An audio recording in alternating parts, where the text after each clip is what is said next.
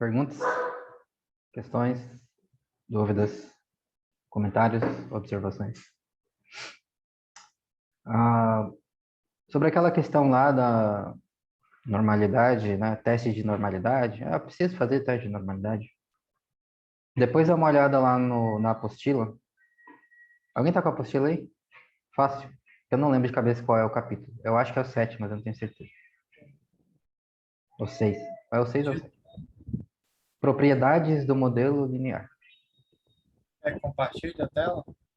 Oi? É o Não, só. 7. É o Capítulo 7? É, 7. É o só ver o 7. número. Então, depois, esse capítulo 7 é a aula de hoje, tá? Então, para você quiser saber mais sobre essa coisa de teste de normalidade, dá uma olhada depois na primeira página desse capítulo, que ele começa falando sobre isso. E lá tem um resuminho das limitações de você usar testes de normalidade para decidir se você deveria usar um modelo linear ou não, tá? Tem 5 razões pelas quais eu não recomendo que você perca tempo com isso, elas estão nesta página. Então, quem quiser, dá uma olhada. Todas têm referência. Inclusive, eu gostaria de lembrar que, nota que de vez em quando eu falo aqui algum trabalho meio velho, né? Tipo, sei lá, Wright, 1921, Gassett, 1908, Pearson, 1895.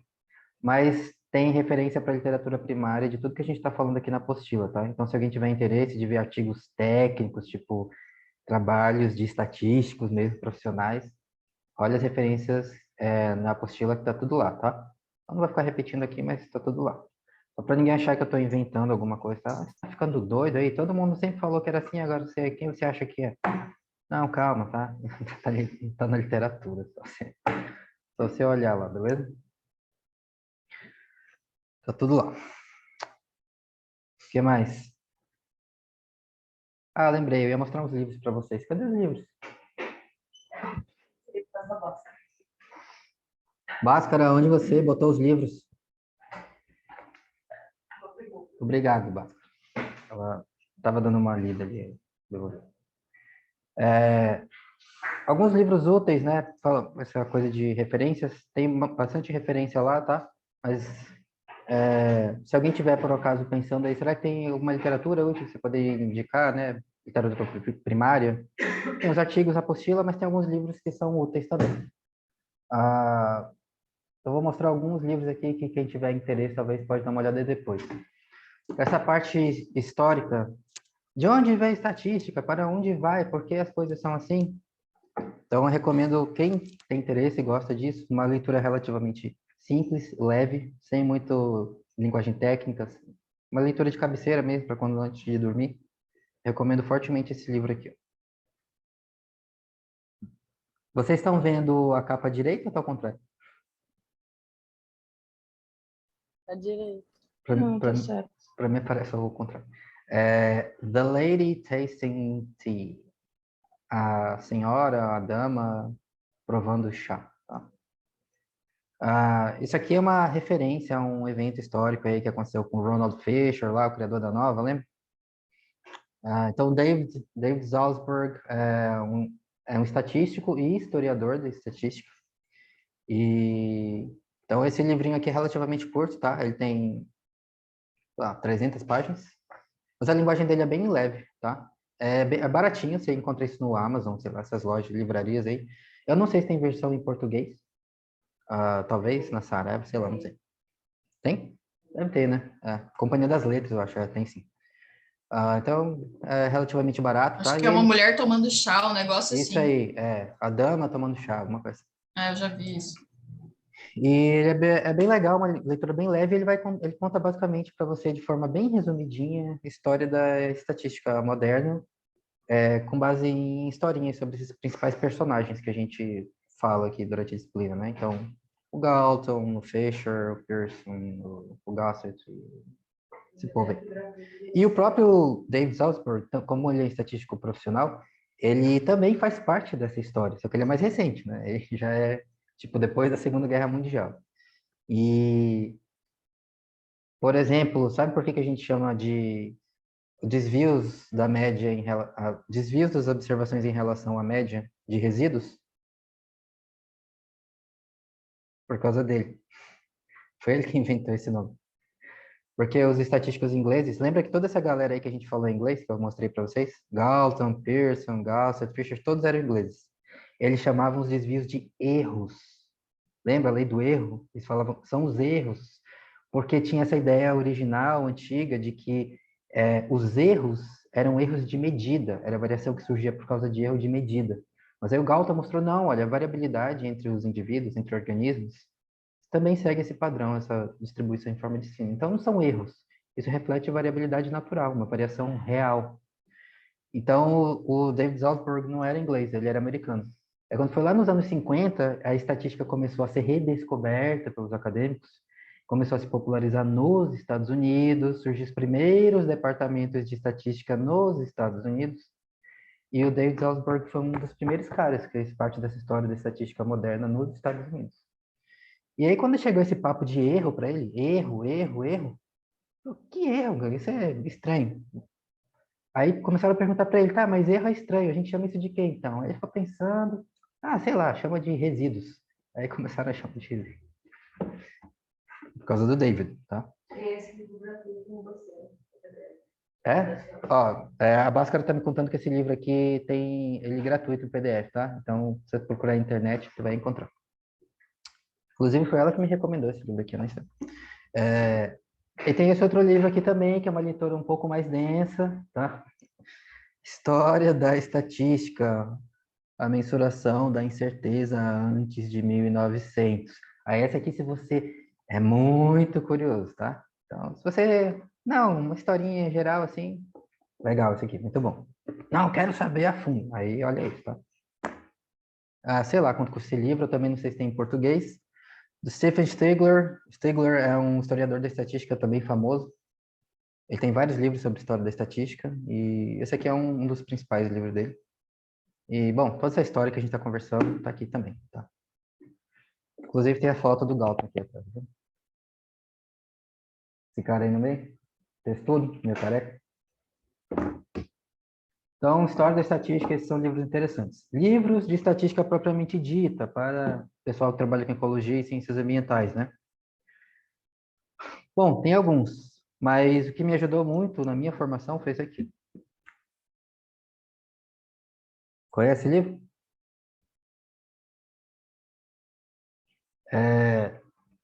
Mixed Effect Models and Extensions in Ecology with R. Modelos de efeitos mistos. Efeitos mistos? O que é isso? Calma. Semana que vem você vai entender. E extensões em ecologia com R. Então, resumindo, é basicamente um livro sobre modelos lineares aplicados a dados ecológicos e em R. Então, ele tem scripts prontos de tudo que você quiser. Então, isso aqui é excelente, tá? Para quem usa R. Esse livro também tem PDF de grátis na internet, tá? Quem quiser eu posso mandar depois. Tem PDF de todos esses livros aqui. Não de todos não, mas de alguns eu tenho. Isso aqui é muito bom, tá? É uma linguagem relativamente simples, não é uma linguagem muito técnica, eles evitam o jargão de propósito. Alguns dos autores, são vários autores, ó. O Alan Zur, a Helena Ieno, enfim, tem, sei lá, uns 5, 6 autores. Alguns deles são estatísticos de formação, outros eram ecólogos que se tornaram estatísticos, porque eles começaram a usar tanta estatística que eles acabaram criando essa afeição pela estatística e se tornaram estatísticos. Então, ele é bem voltado para a galera das ciências naturais mesmo, tá? Então, é uma linguagem mais simples, mais fácil de entender. Então, eu também recomendo. Mesmo tema, porém, mais a fundo, um linguajar um pouco mais técnico, mas também que tem muitas coisas, detalhezinhos úteis, minúcias. Statistical Modeling in R. Aí esse livro aqui é do Murray Atkin e mais uns caras aí. Aí o Atkin é estatístico mesmo, tá? Então esse livro não foi escrito para ecólogos, ele foi escrito para qualquer pessoa que queira usar modelo linear. Então ele tem vários exemplos de várias coisas diferentes. Tem exemplos de epidemiologia, enfim, de outras coisas, nada a ver com ecologia, tá? Mas ele também é no R, então tem um monte de script pronto. Então, essa é a grande utilidade dele, tá? Se você quer usar essas coisas no R, tem um monte de script para fazer um monte de coisa. Então, também é legal. Livros sobre conceitos. Tem um livro que é bem popular entre os ecólogos, né? Esse aqui. Todo mundo conhece esse livro? Esse livro, assim, ele diz que é Princípios de Estatística em Ecologia. Eu não considero que esse é um livro de princípios, tá? Para mim, esse não é um livro introdutório. Se você der isso aqui para um aluno de graduação, por exemplo, ele vai surtar. Mas se você está na pós, aí ele pode ser muito bom. Porque ele cobre grande parte dessas coisas que a gente está conversando aqui. E ele foi escrito por dois ecólogos, o Nicola Gotelli, né? E o Aaron Nelson. Então, ele não tem códigos de R, não foi feito para mostrar programação, mas ele explica os conceitos de uma forma relativamente simples também, para um aluno de pós. Tá? Eu acho que não tanto para um aluno de graduação, mas para pós ele é legal. Então, se alguém não conhece, pode dar uma olhada. Também tem PDF dele, fácil na internet, gratuitamente você encontra. E por último, tem um outro livro que eu também recomendo, que é esse aqui, ó. Para quem tiver muito interesse em modelos lineares. Conhece esse? Uma introdução ao Winbucks para ecólogos. Uma abordagem bayesiana para regressão à nova, modelos mistos e análises relacionadas. Então, é um livro sobre modelos lineares, escrito por um ecólogo, que é o Mark Carey. Porém, nesse livro, ele ensina para você como usa a inferência bayesiana com modelos lineares. Qual é o legal dele? É no R, então tem script de tudo. E ele mostra as análises convencionais e compara elas com a mesma análise usando a inferência bayesiana. Então, é extremamente útil, a linguagem é simples e intuitiva se você se interessa por modelos lineares e quer aprender, por exemplo, como funciona a inferência bayesiana. A gente não vai cobrir nessa disciplina, porque, infelizmente, não tem tempo, tá? Mas se você entendeu o que a gente conversar na disciplina, você não tem problema nenhum em entender a inferência bayesiana, tá? Você entendeu os conceitos de inferência geral? Isso aqui é muito simples. Aí, se quiser aprender mais sobre isso, pode dar uma olhada nesse livro. O Inbugs é um programa para Windows que rodava modelos lineares usando inferência bayesiana. Atualmente, esse programa foi descontinuado, tá? As pessoas não usam mais ele, faz uns 10 anos. Porém, você pode usar ele no R. É um programa chamado JAGS. Já ouviu falar isso? JAGS. J-A-G-S. Procura aí depois. Ele faz exatamente a mesma coisa, mas você pode rodar ele de dentro do R. Então, os códigos que tem aqui continuam sendo úteis, porque ele faz tudo no R. Então, você pode usar os scripts para rodar essas análises também. Beleza? Então, temos aí algumas sugestões de referências. Quem achar interessante, quiser mais informação, aprender mais depois, tá aí sugestões. Tranquilo? Alguma pergunta sobre isso? Não? Então, 3 minutos para você ir preparar o seu café e volta para a gente começar a nossa conversa de hoje à tarde.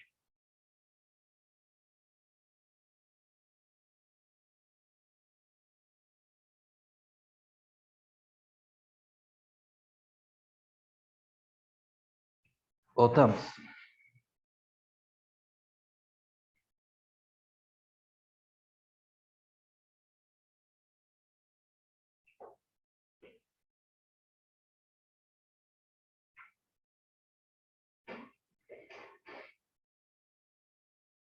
Muito bem. Então, lembra que agora nós aprendemos que a distribuição normal, ou gaussiana, é uma forma relativamente simples, mas útil de representar a variabilidade da natureza. Por quê? Porque em muitas situações, os resíduos seguem uma distribuição normal, ou aproximadamente normal. E isso é verdade mesmo quando a distribuição da variável original não é normal, né? Graças ao teorema do limite central. Lembra? Então, agora a gente tem uma forma simples de simular variabilidade. Então, agora nós podemos pegar a nossa equação linear, que é a reta, pegar a distribuição normal, que tem uma fórmula que descreve a forma dessa distribuição, encaixar os dois e simular nuvens de pontos realistas, representando relações que nós esperaríamos observar no mundo, para testar nossos métodos e ver o quão bem eles conseguem recuperar a verdade, os valores reais dos parâmetros, que é o que a gente quer fazer, né? Inferências sobre o mundo que sejam mais próximos da realidade possível. Então, é exatamente isso que nós vamos fazer agora. Então, agora nós vamos investigar as principais propriedades do modelo linear, ou seja, o que determina nossa capacidade de detectar uma relação.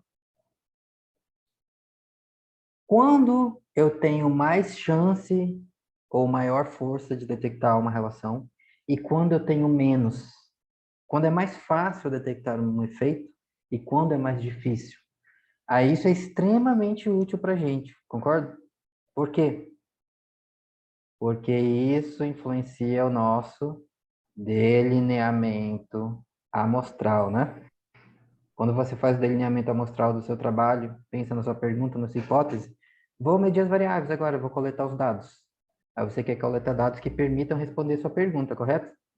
Mas para isso, depende de quê? De você ser capaz de detectar as relações que você está investigando. Se os seus dados não permitirem isso, então tanto faz o trabalho que você vai ter. Você pode não conseguir, simplesmente porque o seu delineamento não é apropriado. Ou seja, porque os seus dados não permitem responder as perguntas que você quer. Então, para a gente é extremamente importante saber isso. Quais são as condições que favorecem a gente sermos capazes de detectar os efeitos e as condições que não favorecem.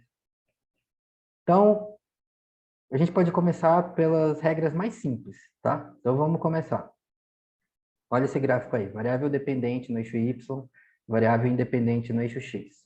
Cada ponto representa uma unidade amostral. Consegue ver uma relação nesse gráfico?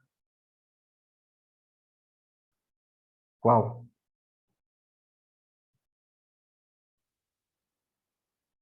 Vê alguma tendência nesse gráfico? Sim, uma variável vai crescendo com a outra. Em geral, quanto maior o valor de X, maior tende a ser o valor do Y, certo? Tranquilo? Beleza. Eu vou tirar um ponto desse gráfico, tá? Eu vou tirar um ponto deste gráfico. Viu? De novo, vou tirar um ponto deste gráfico. Consegue ver uma relação ainda? Tá bom.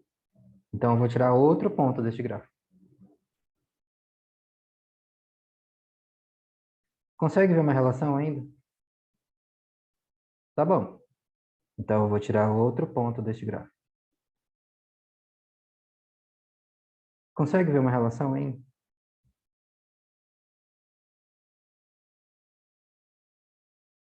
Tá mais difícil, né? Mais Então, difícil agora. então transforma em palavras o que você acabou de aprender. Menos observação, menos evidência. Quanto menos observações, mais difícil detectar uma relação, correto? Mesmo que ela exista. Percebe? Se você não tem informação suficiente, corre o risco de não conseguir detectar. Então, esse é o primeiro fator que influencia a nossa capacidade de detectar um efeito. O tamanho da sua amostra. Uma amostra maior significa o quê? Tenho mais informação. Uma amostra menor significa o quê? Tenho menos informação. Tá? Então, essa é a primeira coisa, a mais simples de todas. Tamanho da sua amostra. Beleza? O que mais pode influenciar a nossa capacidade de detectar um efeito ou uma relação?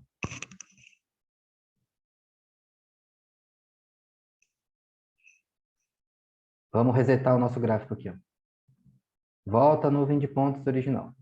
Tcharam! O que mais pode afetar o quanto você consegue identificar uma relação no gráfico como esse?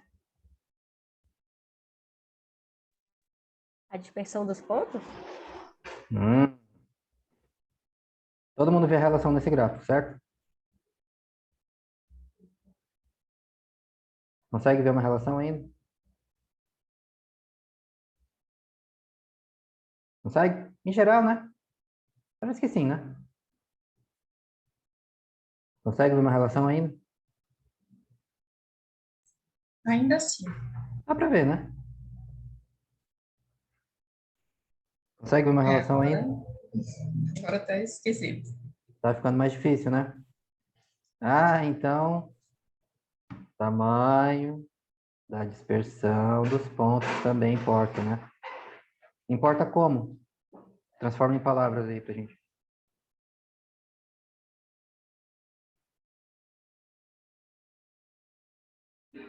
Quanto mais disperso, sem sentido, Quanto mais disperso, o quê? quanto maior a dispersão dos pontos, Uhum. O que mais acontece? difícil de ver o Mais difícil. sentido. Exatamente, né? Quanto maior a dispersão dos pontos, ou quanto maior a variabilidade em torno da tendência, né? Mais difícil enxergar a relação. Mesmo que ela exista, percebe? Então, esse mesmo que ela exista é muito importante para a gente. Por quê? Porque se a dispersão é muito grande, ou se a sua amostra é muito pequena, significa que você pode correr o risco de não identificar o efeito, não porque ele não exista, mas sim porque você não tem informação suficiente para detectá-lo.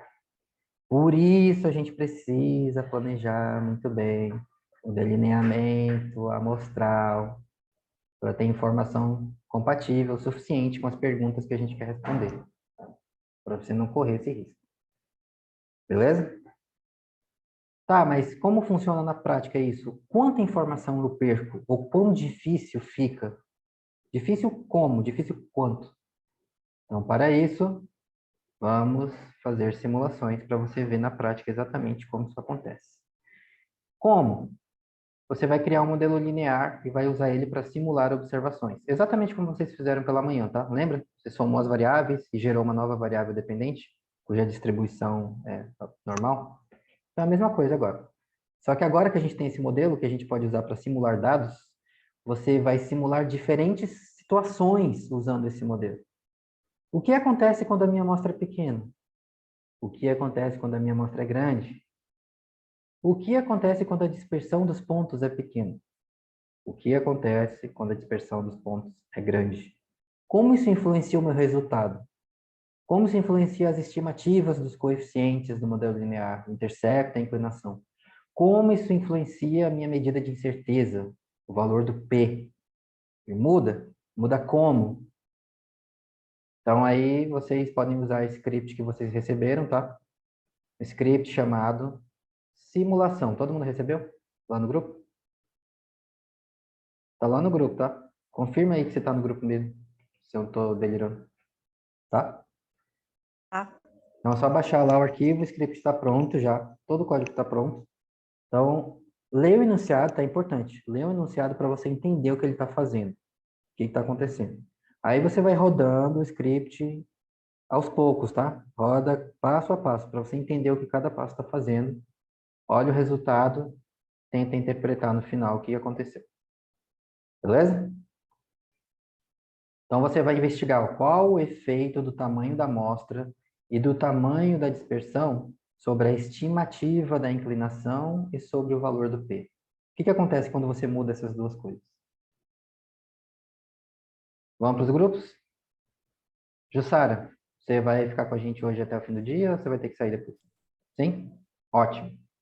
Então vamos lá.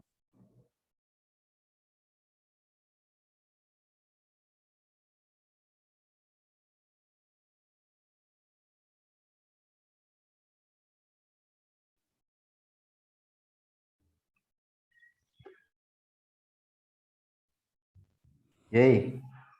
Conseguimos fazer o primeiro?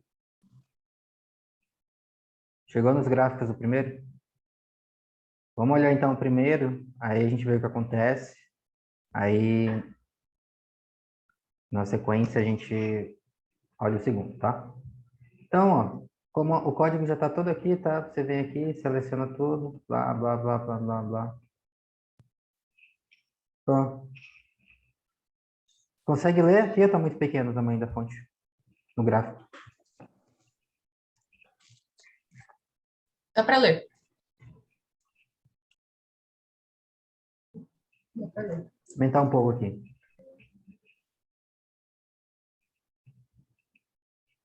Que aí ele diminui as margens. Deixa eu 1.2.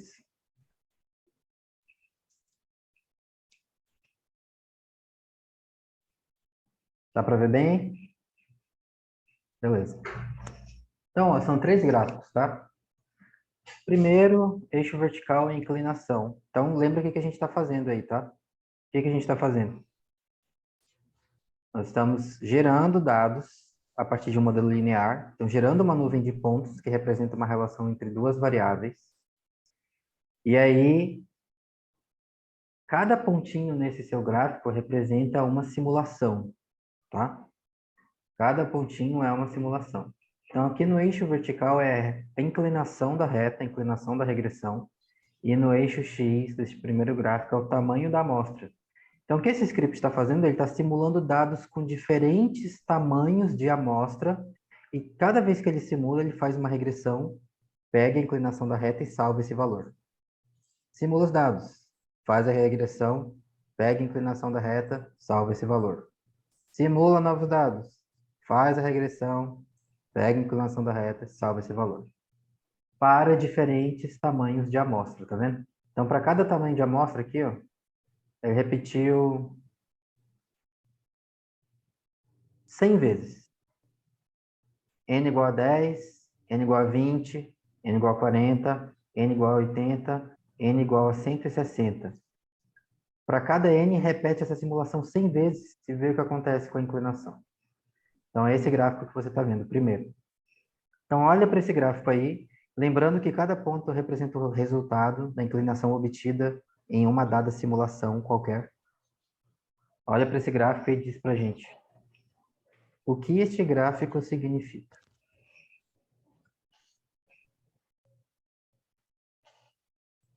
Alguém interpreta ele para a gente. Quanto menor o tamanho da amostra, maior é a dispersão dessa inclinação. Maior a variabilidade da sua estimativa da inclinação, correto? Todo mundo percebe isso? Percebe que os pontos estão bem mais espalhados? À medida que o tamanho da sua amostra aumenta, o que acontece com a variabilidade da sua estimativa? Diminui. Então, cada pontinho nesse gráfico, cada simulação, é como se você estivesse indo no campo e coletando os dados de novo, percebe? Cada ponto é como se fosse uma nova amostragem, uma nova coleta de dados, uma nova amostragem, uma nova amostragem, uma nova amostragem. Então, quando a sua amostra é pequena, se você fosse diferentes vezes no campo e coletasse os mesmos dados exatamente de novo, olha o que pode acontecer com o seu resultado.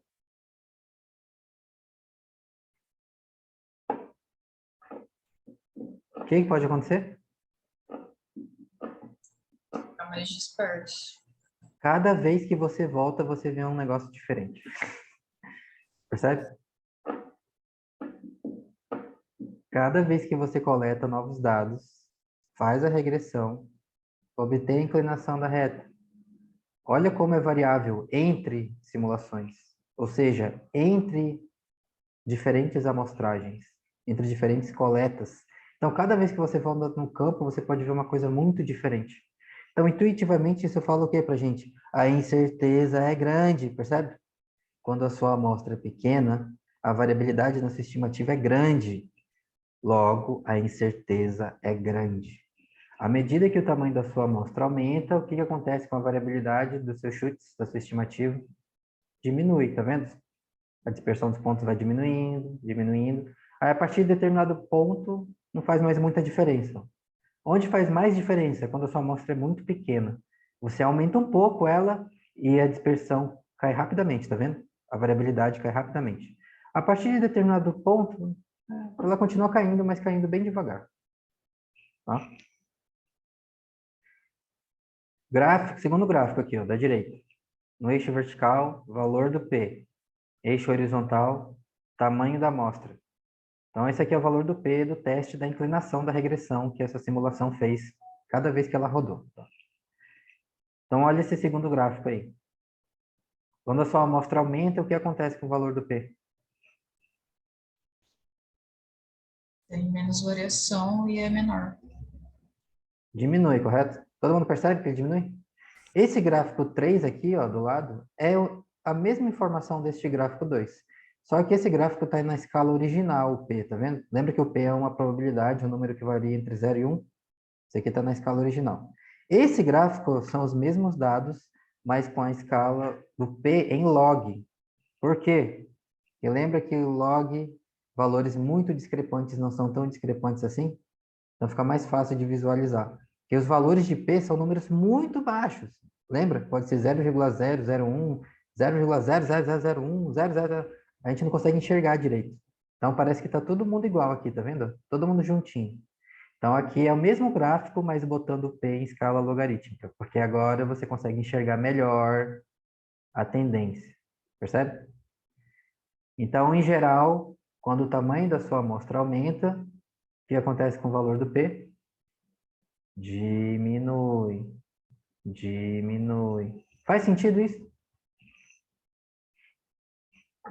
Faz sentido? Quando você aumenta o tamanho da amostra, o P diminui? Por quê? Sim, porque aumenta o grau de incerteza. Aumenta? É, diminui. Diminui a incerteza. Lembra que o P é sua medida de incerteza, né? Então, se você aumentar o tamanho da amostra, o que vai acontecer automaticamente com o valor dos P's todos? Naturalmente, eles tendem a cair. Percebe? Ou seja, ele está falando para você, olha, a incerteza é menor. A incerteza está diminuindo. Por quê? Porque você tem mais informação. Sua amostra é maior. Então, esse é o efeito do tamanho da amostra sobre... O principal efeito do tamanho da amostra sobre o resultado de modelo linear. Quando você aumenta o tamanho da amostra, o que acontece? Suas estimativas se tornam mais certeiras, mais precisas ou menos variáveis. E a sua incerteza, portanto, diminui. Tranquilo? Alguma pergunta sobre essa simulação que a gente acabou de fazer? Então, é isso que os estatísticos profissionais fazem, tá? Quando eles querem investigar as propriedades de um método, criar um novo método aqui para fazer alguma coisa. Funciona mesmo? O que influencia se esse método funciona ou não? Faz isso que a gente acabou de fazer. Simulação. Aí você pode brincar de Deus, né? Porque quem de vocês ia voltar? Quantas observações tem aqui? Ó? 1, 2, 3, 4, 5 tamanhos de amostra, cada um foi simulado 100 vezes. Então tem 500 pontos nesse gráfico. Quem vai voltar 500 vezes no campo para coletar de novo e ver como é? Com diferentes tamanhos de amostra. Ninguém, né? É impossível, correto? Mas no computador é totalmente possível, percebe? Os estatísticos fazem isso direto. Faz simulação para ver como é que funciona na prática. Já que você não pode fazer isso no mundo real, simula. Então aqui está a nossa primeira regra, tá? Primeira propriedade importante de lembrar do modelo linear. Quanto maior a amostra, mais informação. Menor a incerteza. Menor a incerteza sobre os seus chutes, sobre suas estimativas. Ah, então você quer estimativas precisas sobre as relações que você quer investigar? Então já sabe que vai precisar de uma amostra grande, correto? Caso contrário, entendeu, né?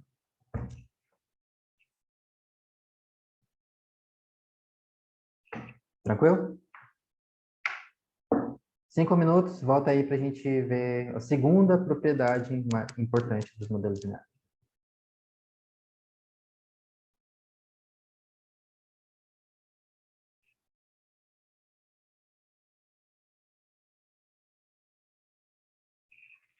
E aí?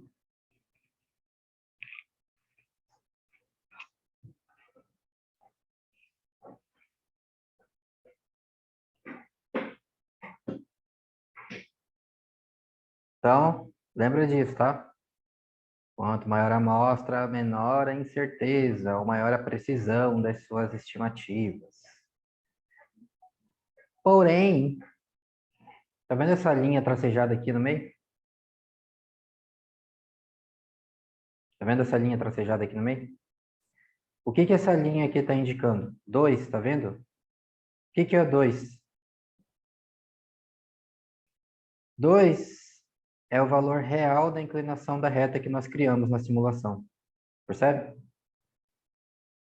A reta que a gente criou é essa aqui, ó. A mais B vezes X. 50 mais 2 vezes X. Mais os resíduos, com distribuição normal, que nós simulamos, correto? Então, a inclinação dessa reta que foi simulada aqui é essa, ó. 2. Tá vendo aqui? 2 vezes X. Então, nesse gráfico, essa linha tracejada está marcando o 2, que é o valor real da inclinação. Então, olha o que acontece. À medida que o tamanho da amostra aumenta, a variabilidade da estimativa diminui. Mas, em média, ele acerta, percebe? A maioria das estimativas está concentrada em torno de 2, tá vendo aqui? Tá vendo que a maioria dos pontinhos está aqui, perto do 2? No meio? Quando você aumenta o tamanho da amostra, a maioria dos pontinhos está aqui, ó, em torno de 2. E aqui, com n igual a 40, a maioria dos pontinhos está aqui, ó, em torno de 2. E aqui, também, em torno de 2. E aqui, também, em torno de 2. Então, em média, o modelo linear, ele acerta o valor real da inclinação da reta, percebe? Mesmo quando a amostra é pequena. Mesmo se a sua amostra for n igual a 10, a maioria dos chutes está concentrado aqui perto do 2, tá vendo? Então, em média, ele acerta. O problema é que a precisão dele é extremamente baixa. A variabilidade é muito grande. Então, uma amostra qualquer que você coletar, mesmo que ele acerte em média, você não sabe se na sua amostra, que é pequena, ele acertou ou não. Porque pode ser qualquer coisa, desde um valor muito baixo até um valor muito alto, que não tem nada a ver com o valor real. Entendeu?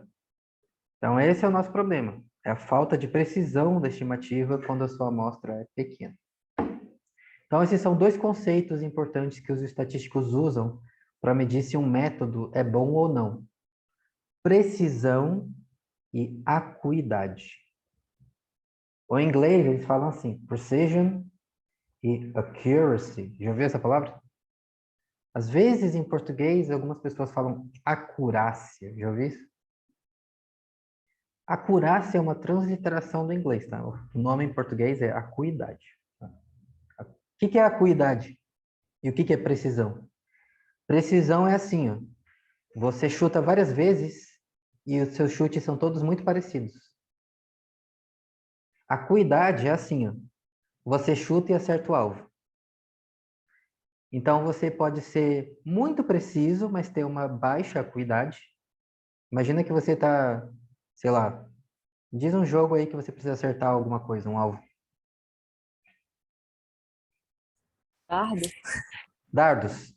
Imagina que você está num jogo de dardos. Você pode jogar vários dardos e todos os seus disparos acertam o mesmo lugar. Só que você está acertando no lugar errado. Você não está acertando o alvo. Então, vai dizer assim, ó, você é muito preciso, mas a sua acuidade é baixa. Você erra o alvo, mas você sempre joga no mesmo lugar. Então, a precisão é boa, mas você está tirando no lugar errado. Agora, você pode ter uma grande acuidade, mas a sua precisão é baixa. Em geral, você acerta, mas cada vez que você dispara, pode ser uma coisa muito diferente.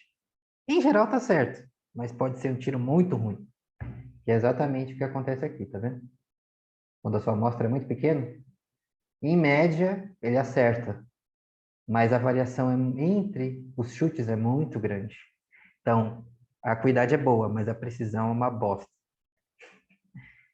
Entendeu? Então, esse é o nosso problema do mundo real, quando a sua amostra é pequena. A precisão é ruim, a variabilidade entre as suas estimativas é grande. Então, quando você coleta uma amostra muito pequena e estima algum parâmetro a partir dessa amostra, tem um risco grande de que se você coletasse de novo a mesma amostra, podia aparecer uma coisa muito diferente. Aí, por isso, a incerteza é grande, maior. Pedro, Beleza? Diga. e aqui, quando eles botam, tipo, o ajuste da reta, eu acho que a tradução, não sei se é essa, é tipo, goodness of fit. Goodness of fit. A medida de É, ajuste. Goodness of fit pode se referir a diferentes coisas, tá? O R quadrado, por exemplo, é uma medida de goodness of fit. Ajuste, né? Proporção de variação explicada, pode ser uma medida disso. Tem outras, tá? Mas acho que o mais comum que a gente viu aqui, né? Às vezes na literatura você vai ver esse nome. Aí eles chamam de GOF, né? Já viu essa sigla estranha? GOF. GOF. É Goodness of Fit. A qualidade do ajuste da reta, da tendência. Qualidade do ajuste do modelo, quanto ele explica dos dados. A R quadrado, uma medida mais simples disso. Mas não é a única, tá? Beleza? Todo mundo tranquilo com isso? Querem mais um tempo para fazer o 2? Ou a gente já pode olhar logo agora o resultado? Eu queria mais um tempo. Então vamos dar mais uns 10 minutos aí para vocês olharem o resultado do exercício 2 do script. Aí a gente volta para discutir.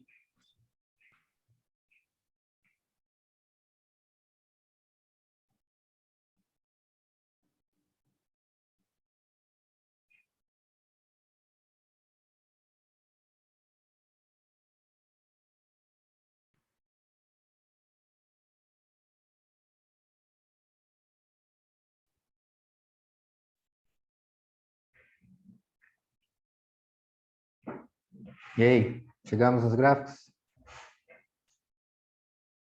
Então, o que essa simulação aí está fazendo? Agora, ao invés de variar o tamanho da amostra, vamos criar uma relação com o mesmo tamanho de amostra.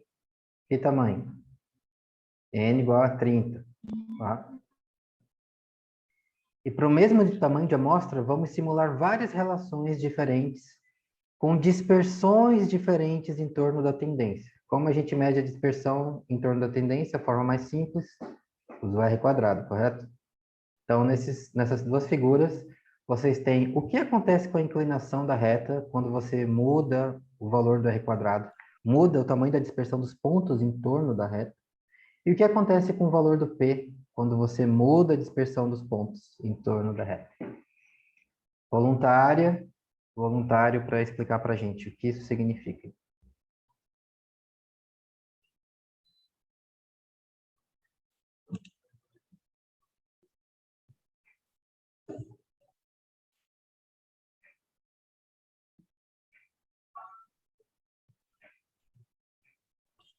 Quanto mais dispersos, menor o R quadrado, né? Você tem um pior ajuste dos dados. Quando o R quadrado é baixo, lembra que significa o espalhamento dos pontos é muito grande, correto? A relação é mais fraca. Quando o R quadrado é alto, o espalhamento dos pontos é pequeno, eles seguem fortemente a tendência, a relação é mais forte. Então, quando você muda o R quadrado, o que acontece com a inclinação da reta? Com a sua estimativa. Lembra que cada pontinho é uma simulação, uma estimativa da inclinação da reta, tá? O que acontece com as suas estimativas quando você muda o R quadrado?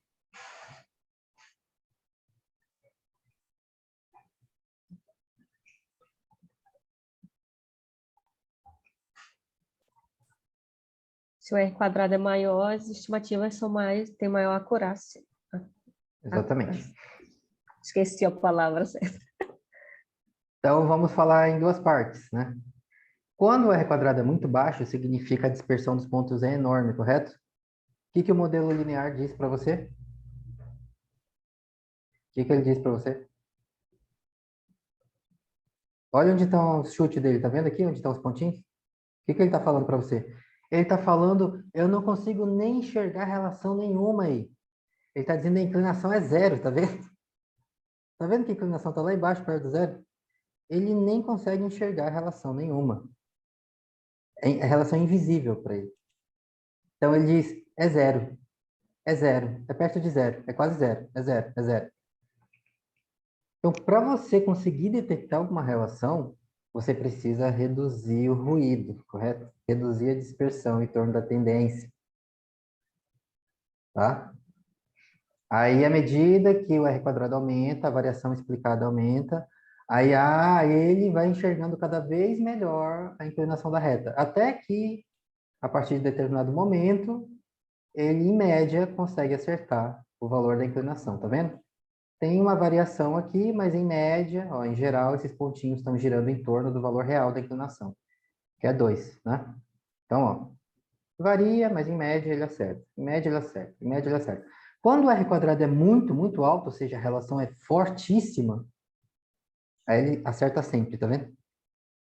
Tá vendo que é o bolo de ponta aqui, ó? Tudo juntinho? Aí ele acerta sempre, tá? Ele, de olho fechado ele acerta. É muito fácil. Porque a relação é muito forte. Entendeu? Então, quanto mais forte a relação, maior a acuidade da estimativa do parâmetro. Segunda regra do funcionamento dos modelos lineares. Quanto mais forte a relação, maior a acuidade da estimativa dos parâmetros. Ou seja, mais ele acerta os chutes que você dá. Mais perto da realidade. Mais próximo da realidade. Agora, outra pessoa interpreta o gráfico da direita.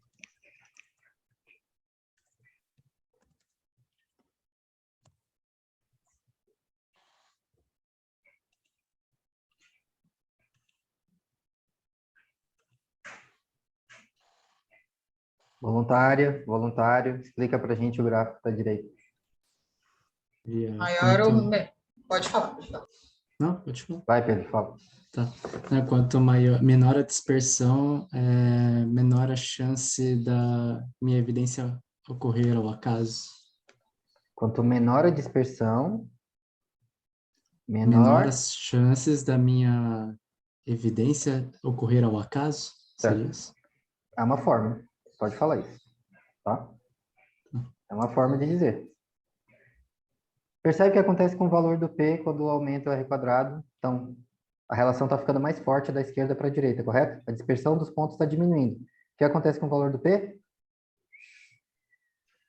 Cai vertiginosamente. Essa linha tracejada aqui que vocês estão vendo indica o quê? 0,05. É o nível de significância convencional, lembra? Então, ele cai. Aí, daqui para a esquerda, significa você não consegue detectar essa relação. Daqui para a direita, significa agora você consegue detectar essa relação. Então, quanto mais forte a relação, menor a incerteza, mais fácil detectar o efeito. Quanto mais forte a relação, menor a dispersão dos pontos, menor a sua medida de incerteza. Faz sentido isso? Faz sentido? É, né? Se a relação é mais forte, é mais fácil de detectar. Lembra que eu fui espalhando os pontos no gráfico? Foi ficando mais difícil de ver a relação? É a mesma coisa aí. Então, quanto mais forte a relação, melhor a acuidade das suas estimativas e menor a incerteza sobre eles. Tá? Então, essas são dois fatores gerais que influenciam o funcionamento, a qualidade das nossas estimativas obtidas com o modelo linear.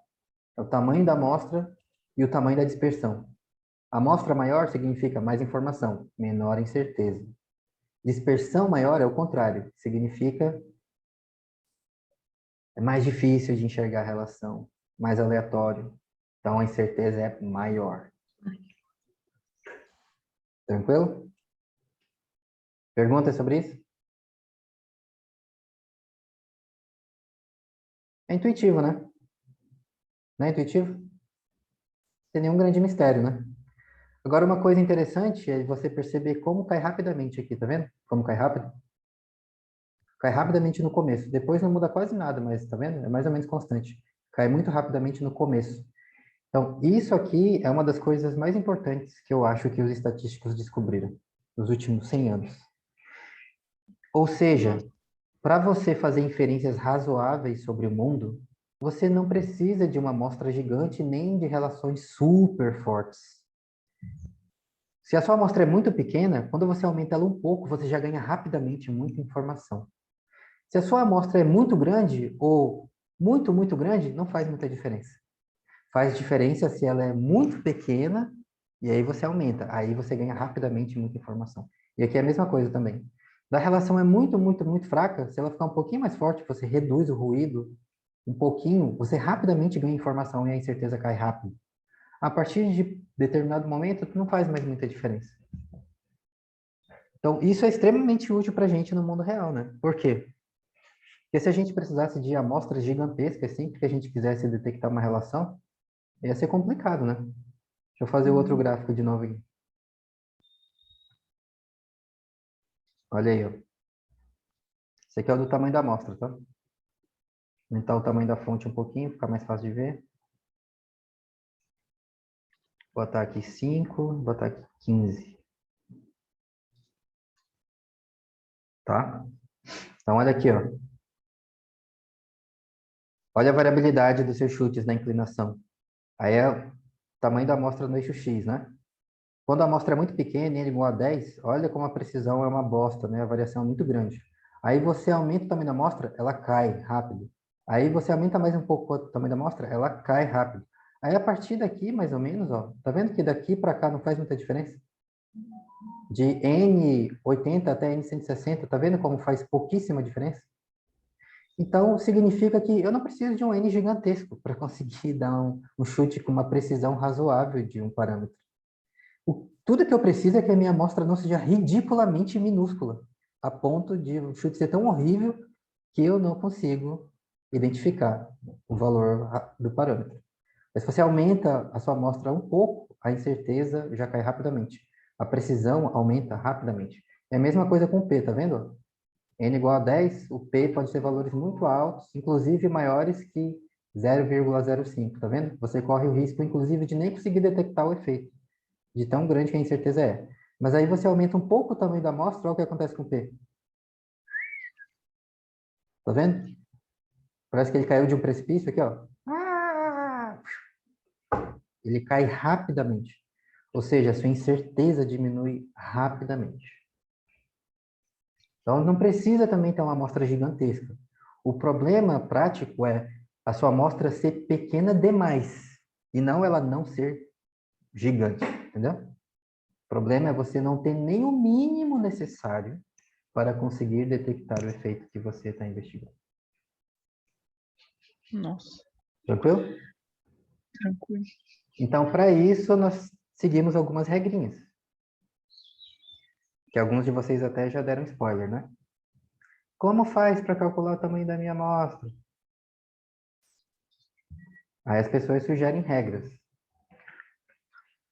Qual o número mágico? Tem o número mágico? Não, não tem o número mágico. Por que que não tem o número mágico? Agora você já pode responder por que que não tem. Com base no que a gente acabou de ver. Por que que não tem o número mágico para saber o tamanho da amostra que eu devo coletar? Quanto maior, mais a acuidade, ela sempre vai tender a ser mais precisa, Quanto maior o quê? maior a amostra. Sim, em Ela geral, sempre, sim. Em geral, se aumentou a amostra, a precisão melhora, incerteza diminui, certo? Mas não é só isso que influencia a sua estimativa e incerteza, correto? Qual é a outra coisa? dispersão. É a dispersão. Então, para o mesmo tamanho de amostra, se a relação for fraca, você vai precisar de uma amostra maior ou menor para detectar? Maior.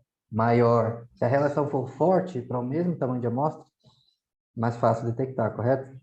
Uhum. Então, é por isso que não existe um número mágico. Porque depende de quê? Depende da força da relação. Se for uma relação muito forte, uma amostra pequena pega. Agora, se for uma relação muito fraca, aí talvez nem seus melhores esforços serão o suficiente. Entendeu? É por isso que não existe um número mágico. Porque sempre depende de qual é a relação que você está investigando. Ela é forte ou ela é fraca? Se for forte, mais fácil. Entendeu? Pergunta aí sobre isso? Eu tinha entendido tudo errado. Eu só fui entender agora na tua explicação. Porque eu estava pensando que... Tá, eu inverti o raciocínio no exercício anterior, porque eu pensei que o r quadrado estava sendo calculado com base na estimativa da inclinação, mas é o contrário, né? A Isso. estimativa da inclinação que Isso. foi alterada pelo r quadrado, e a Exatamente. alteração no r quadrado foi dada lá no script pela variação do Em desvio torno da padrão que reta. estava na prova. Exatamente. Tá. Agora Percebe? foi. Percebe que a equação da reta na simulação é a mesma? É constante. Aham. Para todas as simulações, é a mesma equação, né? O que está mudando? O tamanho do desvio em torno da reta. Então, a média é exatamente igual. A única coisa que mudou é a dispersão. Mas aí percebe que quando você não conhece a realidade, se você coletasse uma amostra pequena, você não ia saber disso, correto? Porque ele ia dizer para você a inclinação é zero. Entendeu? Então, esse é o problema de você ter uma amostra pequena demais. Você corre risco de não Pedro? conseguir detectar o efeito, mesmo que ele exista. Diga. Então, a análise do fluxograma faz muito sentido mesmo nisso, porque se o efeito é direto, quer dizer que se tem um efeito direto e bem visível, você não precisa ter um esforço amostral tão grande, mas se você sabe que o que você quer investigar tem efeitos, é um efeito indireto, não sei, isso seria necessário maior amostragem? Ou se ele recebe influência de outras variáveis, teria um esforço amostral Exatamente. maior? Exatamente. Esse é o próximo exercício. Essa é a regra número 3. O que acontece quando você enfia mais preditores no seu modelo linear? Tudo constante. Amostra constante, força da relação constante. Bota mais um preditor. O que acontece? Bota outro. O que acontece? Bota mais um. O que acontece? Tá no mesmo ou faz diferença? Mas o seu raciocínio faz todo sentido e é exatamente aí que a gente vai chegar, tá? Então já Beleza. percebeu que na prática, não, a questão não é simplesmente eu quero responder essa pergunta, então só vou medir isso. Porque se tem outras coisas importantes acontecendo, criando ruído na sua relação, significa o quê? Que a dispersão em torno da relação vai ser maior, correto? Ah, então idealmente você quer reduzir essa dispersão. Como você faz isso? Você controla os outros efeitos. Você mede as outras coisas que você acha ou sabe que podem ser importantes e adiciona elas no modelo.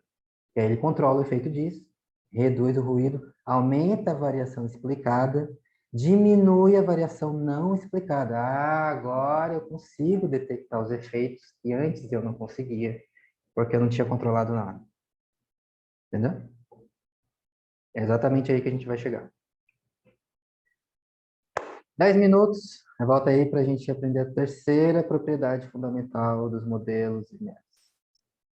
São 4, tá? Então a gente já viu metade.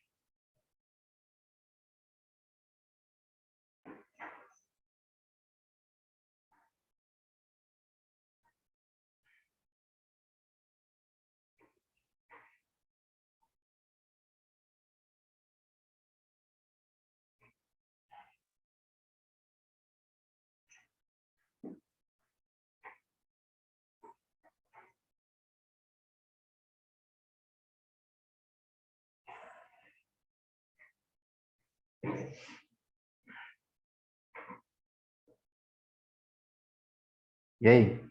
Tranquilo?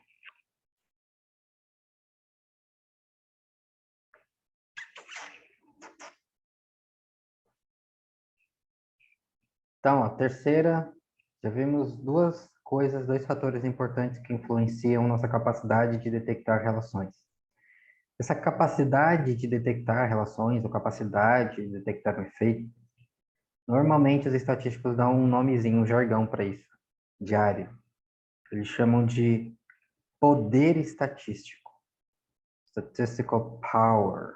Já ouviu isso? Poder do teste. Esse teste é mais poderoso, esse teste é menos poderoso. O que é o poder? É a capacidade de detectar um efeito, dado que ele existe. Se ele existir, eu consigo detectar? Se sim, quanto eu consigo? Quanto mais eu conseguir, mais poderoso o teste. Tá? Maior o poder estatístico. Às vezes também falam análise de poder, já viu isso?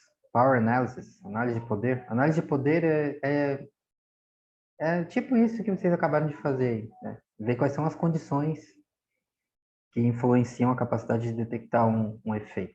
E, em particular, as pessoas usam isso para estimar o tamanho da amostra, tá? Pessoas usam isso muito para estimar o tamanho da amostra que você deveria usar para detectar um efeito com um dado tamanho, tá? Então, por exemplo... Ah, não, tá no script, né? Mas... se você sabe o tamanho do efeito que você espera observar, ou tem alguma ideia do tamanho do efeito que você espera observar, da força da relação que você espera observar, você pode usar isso para usar a simulação e perguntar que tamanho de amostra eu preciso, no mínimo, para conseguir detectar um efeito desse tamanho, uma relação com essa força. Ó, precisa de no mínimo n igual a tanto. Ah, então eu vou coletar pelo menos n igual a daí para cima. Entendeu? Então, isso é muito utilizado na pesquisa médica. Usam calculadores de tamanho de amostra. Vai lá no Google depois e escreve isso aí, calculadora de tamanho amostral. Vai aparecer um monte de sites, tem vários sites que fazem isso para você. Aí você vai lá, entra no site e ele pergunta para você: eu vou calcular o tamanho da amostra que você precisa coletar, tá bom? Mas eu preciso de algumas informações. Aí a primeira coisa que ele pergunta de você é assim, ó: qual é o tamanho do efeito que você espera observar? Aí o que você diz para ele?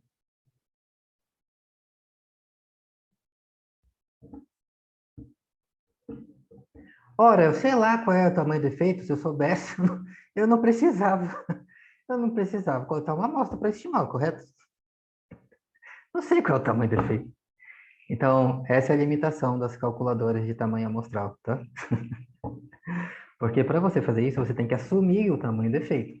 Eu não sei qual é o tamanho do efeito, então não tem como estimar. Simples assim. Então, por causa disso, as pessoas começaram a pensar em outras formas de te dar alguma orientação, né? E os ecólogos quem? Esses caras aqui, ó.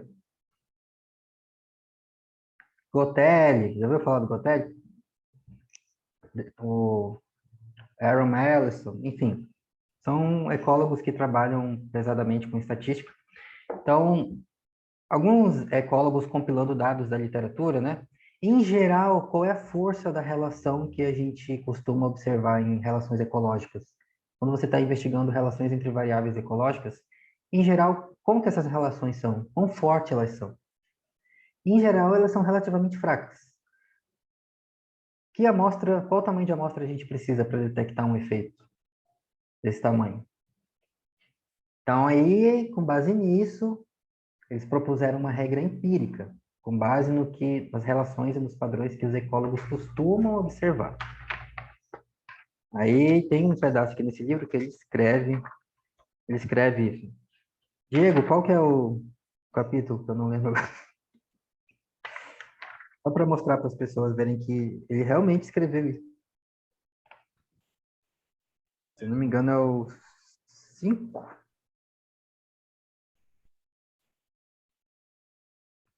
Quem foi que tinha falado aí da... Ah, achei. Ó. Tá aqui, ó. Página 167. Página 167.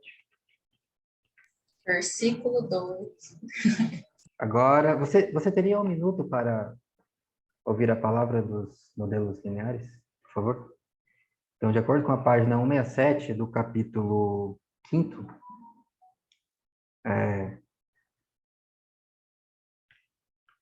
Gotelli 5167, tá? Aí ele chama assim. Dá para ler? Consegue ler?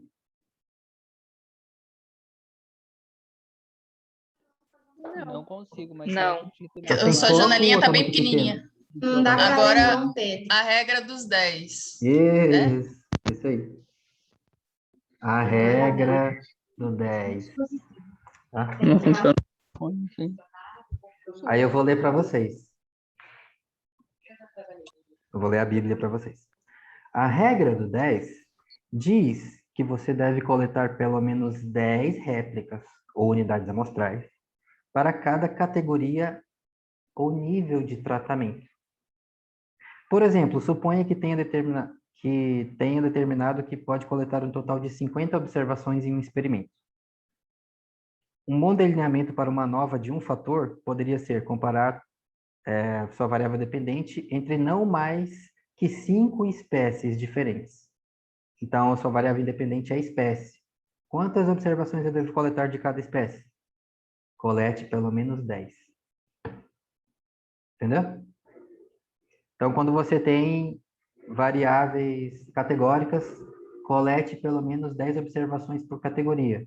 E se as suas variáveis forem quantitativas ou numéricas, colete pelo menos 10 observações por relação que você quer investigar. Aí isso dá alguma ideia para você de um tamanho mínimo. Mas a regra do 10 é assim, ó, não é colete 10, é colete pelo menos 10. Você pode coletar mais? Pode, então colete mais. A regra do 10 é uma tentativa de fazer com que você não tenha uma quantidade tão ridiculamente pequena de informação que você não consegue detectar nada. Mesmo que você siga essa regrinha, se os efeitos que você está investigando forem muito sutis, muito fracos, você ainda corre o risco de não conseguir detectar. Então, por isso, pode coletar mais? Colete mais.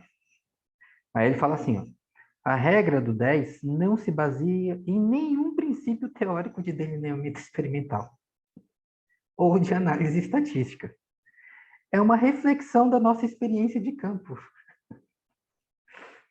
obtida através de muito esforço, com delineamentos que foram bem-sucedidos e aqueles que não foram.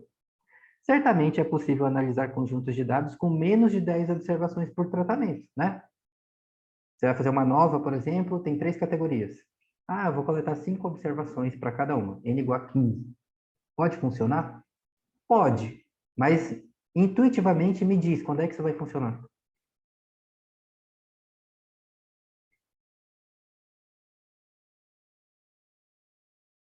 Quando que vai funcionar você coletar uma amostra pequena? Quando a relação é muito forte. Quando a relação é muito forte e a variação não explicada é ridiculamente pequena. No mundo natural, quando isso acontece? Nunca! Nunca! Porém, isso pode acontecer. Na natureza, não, mas isso pode acontecer no mundo real. Onde isso pode acontecer? Se for um experimento muito controlado. No Laboratório. experimento, no laboratório. Então, aqui eu sou de uma pós-graduação chamada pós-graduação em recursos naturais. Então, tem pessoas das ciências ambientais, não tem só biólogo, não, tem químicos, tem geólogo, enfim. Mas uma linha de pesquisa forte aqui é bioprospecção.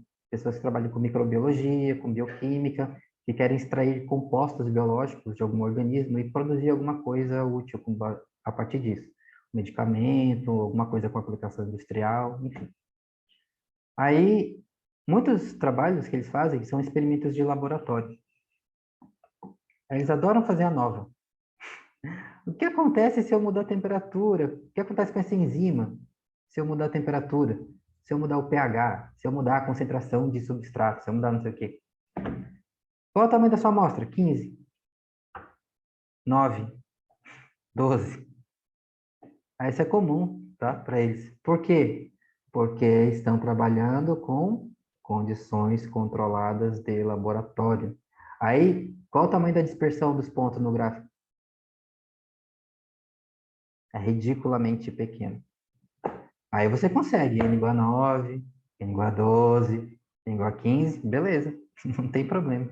O problema dos ecólogos é que não faz experimento no laboratório, ele vai no campo coletar. Aí é tudo variar, bagunça, confusão, é dispersão, tá?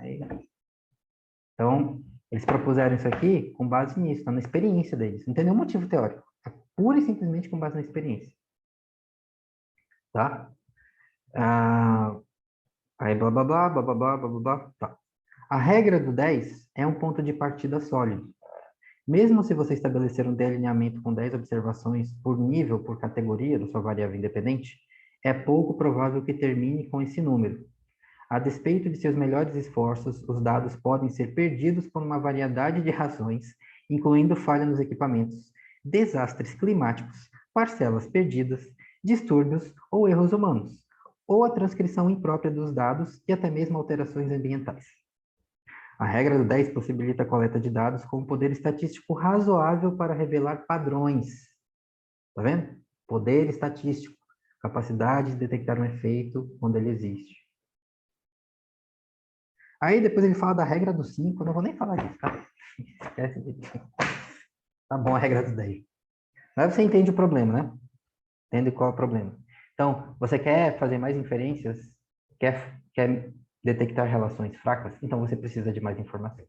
Então, na pior das hipóteses, não tem nenhuma noção, ou você tem uma limitação de recursos, de tempo, ou por algum motivo muito forte você não consegue coletar uma amostra maior, tenta coletar pelo menos 10 unidades amostrais para cada pergunta que você quer responder, para você não correr o risco de ter tão pouca informação que não consegue detectar nada. Certo? E isso nos traz o nosso problema comum dos ecólogos, né? Que é justamente medir um monte de variável, né? Quer testar um monte de efeito, né? Ao mesmo tempo. Então, o que que acontece se você fica enfiando mais variáveis no seu modelo linear, mais preditores? Como muda o resultado? Então, agora você pode ir lá no script, simulação, fazer o exercício 3, tá? Vamos usar o nosso modelo linear para ver o que acontece quando adicionamos mais preditores ao modelo. Então, faz aí cada uma dessas etapas, desses passos, um por um, para você entender o que ele está fazendo. Olha o resultado, repete algumas vezes. Aí aqui no slide está passo a passo, tá? Explicando o que cada comando desse faz. No script, já está o script, o comando do exercício 3 todo pronto com a simulação, é só rodar e ver os gráficos com resultado, tá? Então, olha os comandos primeiro aqui, depois seleciona tudo lá no script, exercício 3, roda. Aí ele vai te mostrar a figura e tenta interpretar o resultado. Beleza? Voltamos em 15 minutos.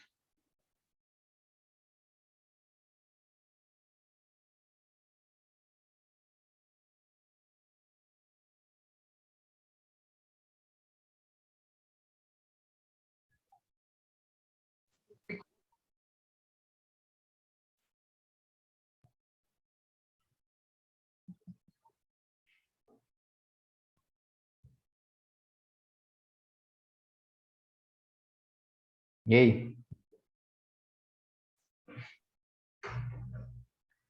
Voluntário para explicar para a gente o resultado.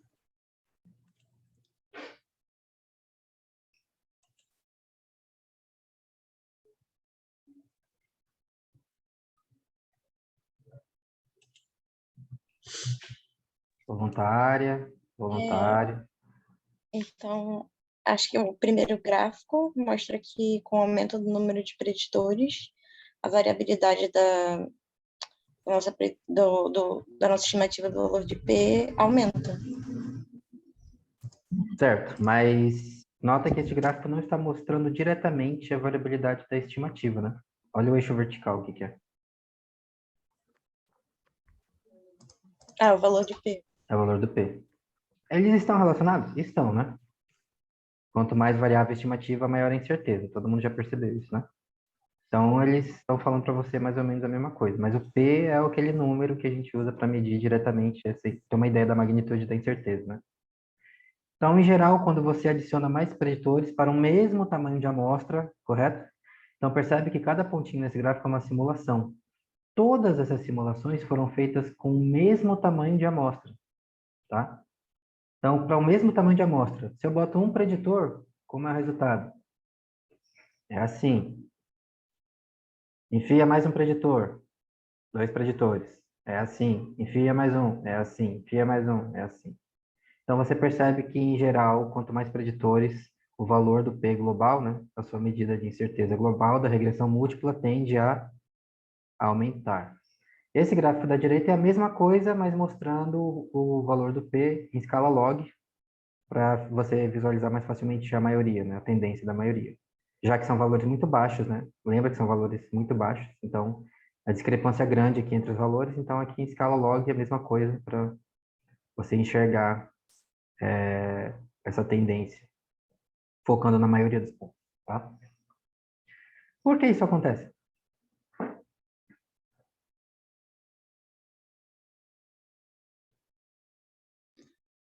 Você tem um baixo número de observações para mostrar uma correlação para mostrar uma variável que é influenciada por várias outras, e aí você tem muito ruído.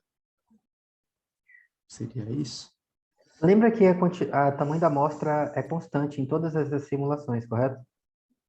Então, como você tem uma dada quantidade de informação, vou fazer uma estimativa, uma inferência, um preditor só. Beleza. Quando você pega e bota outro preditor do mesmo modelo, o que você está fazendo? Você está pegando a quantidade total de informação que você tinha na sua amostra, com o mesmo tamanho, a mesma quantidade, e agora você está dividindo ela para fazer duas inferências diferentes. Bota mais um preditor. Agora você está pegando a quantidade de informação, a mesma quantidade de informação que você tinha, e você está fatiando ela em 3, para fazer 3 inferências diferentes. Bota mais um preditor. Agora você está fatiando a mesma quantidade de informação em 4. Então, quanto mais preditores você enfia no seu modelo, você pega a mesma quantidade de informação e você divide em um número maior de parâmetros para serem estimados. Então, cada um deles fica com uma quantidade um pouquinho menor de informação. Eles começam a competir entre si. E aí, a incerteza aumenta. Tá? Como faz para resolver isso? Então, eu tenho bem esse caso no meu trabalho, né? Tenho Uhum. vários preditores. Aí eu tô achando que o ideal para mim, como eles explicaram numa PCA, tipo 80% da variação total dos meus dados, eu acho que eu vou pegar os dois principais componentes, né, os dois componentes principais, e vou tentar fazer um modelo. É uma possível solução. É. Sim. Tem um monte de variável. Ah, mas se enfiar tudo no mesmo modelo, a minha amostra não é tão grande assim. Já sabe o que vai acontecer, né? Então, talvez eu tente sumarizar. Eu não vou usar trocentas variáveis. Eu vou usar um número de variáveis menor, compatível com a quantidade de informação que eu tenho, o tamanho da minha amostra. Essa é uma solução. Mas a solução mais simples, mais trivial de todas é qual? Aquela análise de caminhos, não é também? Pode fazer análise de caminhos, mas qual é a solução mais simples? Percebe que o problema é que a incerteza está aumentando, correto? Botou mais preditor, aumentou a incerteza, né? Qual é a forma mais simples de reduzir o tamanho da sua incerteza? Aumentar a A amostra. amostragem? Aumenta o tamanho da sua amostra. Então, nesse gráfico aqui, a simulação que vocês fizeram, n igual a 30, correto? Olha o script aí. Lá no começo, tem n igual a 30, correto? Isso é mais simples para quem exatamente, Pedro? Para os Pois é, Pedro, eu estatísticos. pensei nisso, mas Para os geralmente estatísticos não é que Pra gente simulam não é uma dados. opção. Para quem que isso é simples? Para os estatísticos que simulam dados. É só ir lá no seu script, ó. Ah, n igual a 30. Ah, não, 30 é ruim. Então, eu vou escrever aqui, ó, 50. Pronto, resolvi, tá vendo? Faz a simulação de novo, roda o gráfico de novo. Olha como era o original, ó. Tá vendo que você tem um espalhamento aqui, né? Maior dos pontos, tá vendo? Inclusive, algumas simulações com 3, 4, 5 preditores, algumas nem conseguem detectar efeito nenhum, tá vendo? Você botou 5 preditores no mesmo modelo, e nessas simulações ele nem conseguiu detectar nada. Ele disse, isso aqui não está explicando nada. Agora é N50. Roda de novo. Olha o gráfico.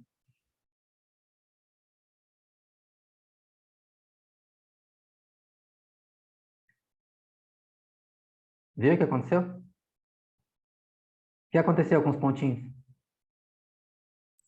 Foram ficando mais parecidos. Né? Mais parecidos como? Ó, vou botar lado a lado aqui. Gráfico da esquerda, n igual a 30.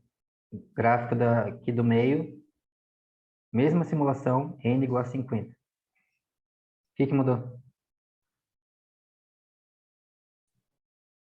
A maioria dos pontos ficou abaixo de 0,05. Os pontos vão mais para baixo. Por quê?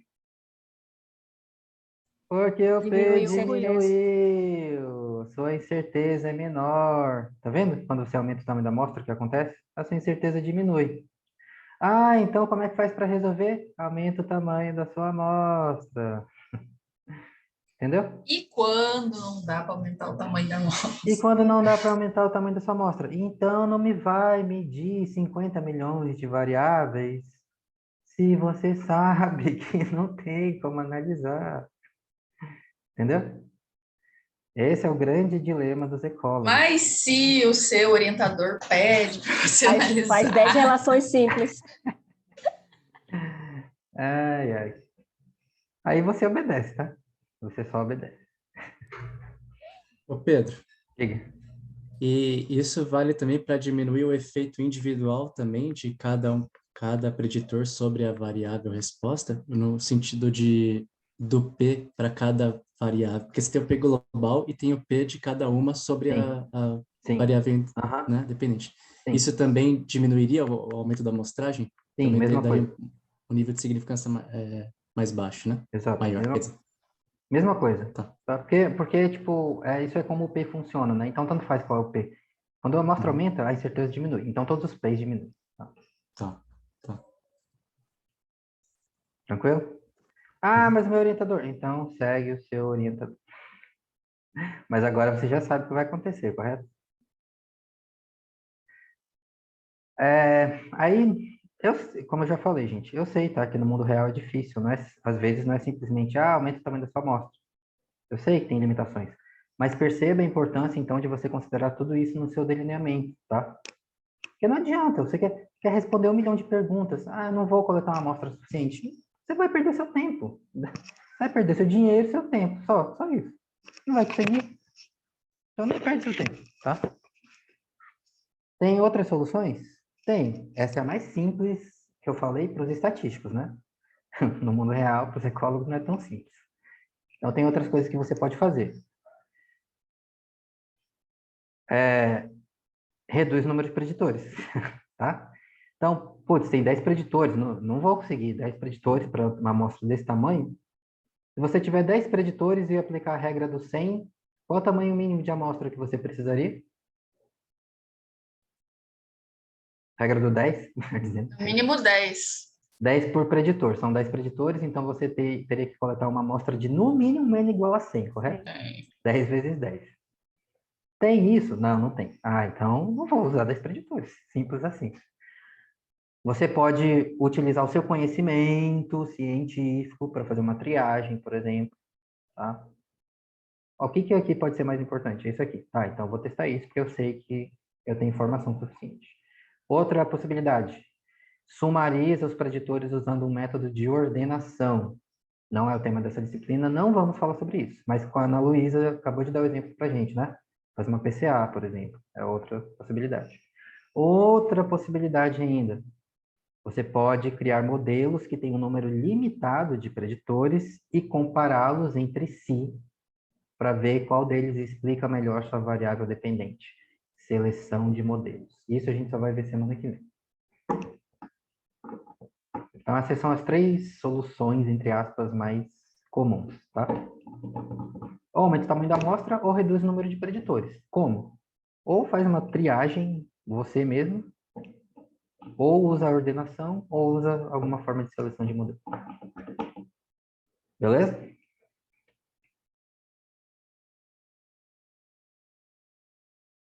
Então, essa é a terceira regra. Anota aí, tá? Em uma frase. Quanto maior o número de preditores, maior a incerteza. Por quê? Porque eu estou usando a mesma quantidade de informação, a mesma amostra, e diluindo a informação que eu tenho em um número maior de chutes, de estimativas, de inferências. Então, a informação disponível para cada uma delas se torna cada vez um pouco menor. Um pouco menor, um pouco menor. Você está fatiando a informação que você tem em várias inferências. A incerteza aumenta. Beleza?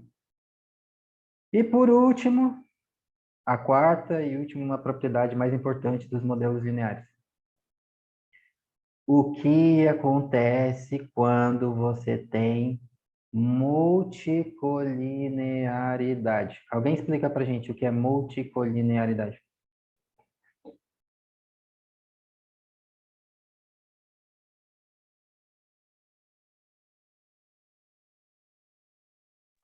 Alguém sabe o que Quando é as isso? variáveis são altamente relacionadas, geralmente eles falam maior que 80% de correlação. Quais variáveis? Qual que a gente estiver usando, né? Os preditores, quer dizer que elas estão explicando a Variáveis mesma coisa. preditoras. Sim. Não é qualquer variável, são as variáveis Não, preditoras. variável resposta. Variável resposta. Multicolinearidade é um outro jargão técnico para correlação entre preditores, correto? Então, lembra da situação que a gente viu aqui, né? Abundância lá do Patauá, aí a gente acha, talvez é afetado pela distância do igarapé e talvez é afetado pelo teor de fósforo. Mas tem uma relação entre a distância do igarapé e o teor de fósforo, né? Qual é? Tem mais fósforo perto do igarapé. Como que isso influencia as nossas conclusões, nossas estimativas com base no modelo linear? Tem algum efeito? Se tem, qual é? Então, agora vocês têm aí a quarta e última atividade de hoje. Você vai simular dados com diferentes graus de correlação entre preditores. Então, essa simulação vai fazer assim, ó. Essa simulação vai criar duas variáveis, x, e vai criar uma variável y. A variável y depende só do x1, ela não depende do x2, tá? Aí você vai simular várias vezes, mudando o valor da correlação entre o x1 e o x2. Aí, então, faz aí passo a passo, para você entender o que cada um está fazendo. Roda a simulação, seleciona lá no script, exercício 4, roda tudo, vai gerar os gráficos, olha o resultado, tenta interpretar. E aí voltamos em 10 minutos.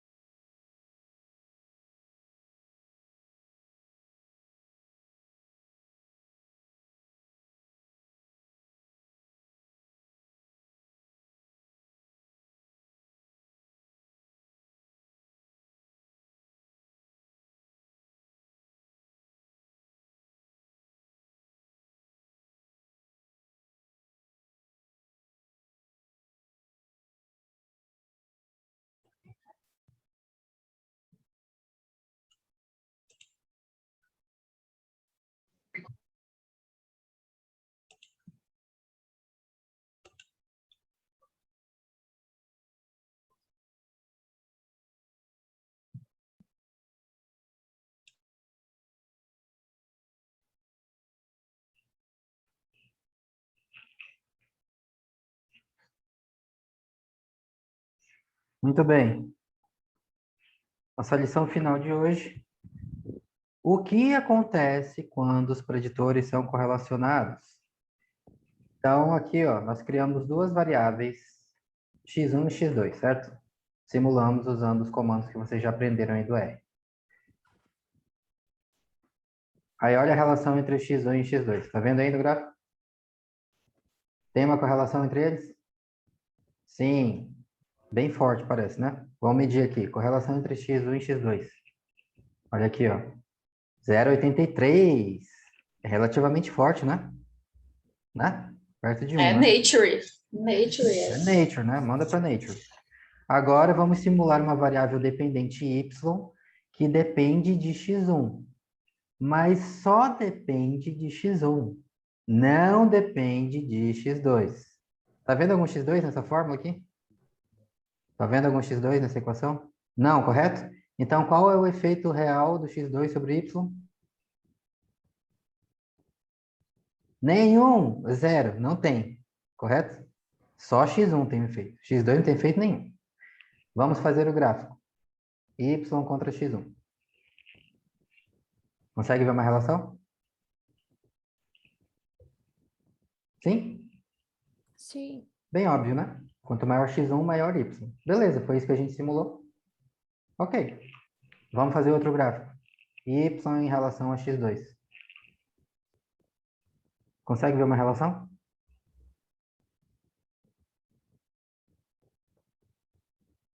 Mais fraca, parece. Pinta os pontinhos, aumenta o tamanho dele para ficar mais bonito. Consegue ver uma relação? Sim. Sim! É bem óbvio que tem uma relação aí, correto? Né? Alguém não consegue ver essa relação aí? Mas espera aí, como isso é possível?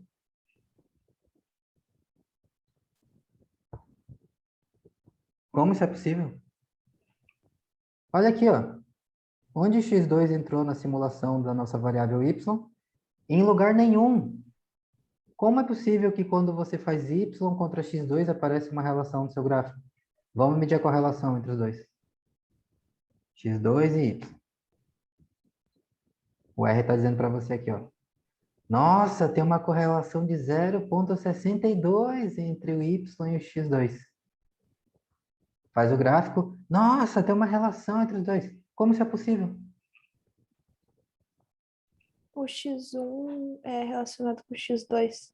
E daí relaciona Porque o X1. x2 é correlacionado com o x1. E o x1 tem um efeito, correto? Então, você está confundindo o efeito do x2 com o efeito do x1, correto? Faz a regressão. Y em função de x1. Olha o resultado. Tcharam! Estrelinhas, R quadrado, 0,59, que alegria, né? Tem uma relação, tem um efeito, todo mundo percebe. Ok. Faz a regressão agora do y contra o x2. Tcharam! Estrelinhas, tem um efeito, olha só que bonito, tá vendo? Ah, R quadrado é menor, né? 39, mas para um ecólogo isso aqui tá bom pra caramba, não tá não? R quadrado 39 com um preditor? Se você falar que você tá ruim, eu vou te exorcizar, tá? Isso aqui tá muito bom. Então, percebe o que acontece quando você faz as regressões simples? Quando você olha para as relações bivariadas apenas? A regressão simples está falando para você o quê?